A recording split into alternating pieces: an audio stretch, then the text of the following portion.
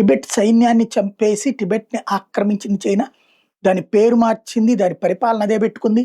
అక్కడున్న సంస్కృతి సంప్రదాయాలని అవహేళన చేసింది, అవమానించింది. చివరికి అక్కడ ప్రజలు చైనా చెప్పినట్టు వినకపోతే ప్రాణాలు తీసింది. ఓ తరహా జెనోసైడ్ చేసింది, బౌద్ధం మీదన జెనోసైడ్ చేసింది. ఈవెన్ దలైలామా భారతదేశానికి వచ్చి బతుకుతున్నాడంటే వాళ్ళ జెనోసైడ్ ఏ స్థాయిలో ఉందో అర్థం చేసుకోవచ్చు. పోరాడారు పోరాడారు పోరాడారు. ప్రపంచానికి పెద్దగా అవసరం లేదు టిబెట్తో. చైనాతో గొడవ పెట్టుకునే సీన్ అమెరికాకి లేదు. రష్యా కూడా చివరికి చైనాతోనే వంత పాడుతున్న వేళ, తోడు నిలబడుతున్నటువంటి వేళ, ఇక తమకి మళ్ళీ భవిష్యత్తు ఉండదని భావిస్తున్న టిబెటన్లు పెద్దలు ఆత్మహత్య చేసుకోవడం ప్రారంభించారు. 170 మంది టిబెటన్లు ఈ మధ్య కాలంలో సూసైడ్ చేసుకున్నారు.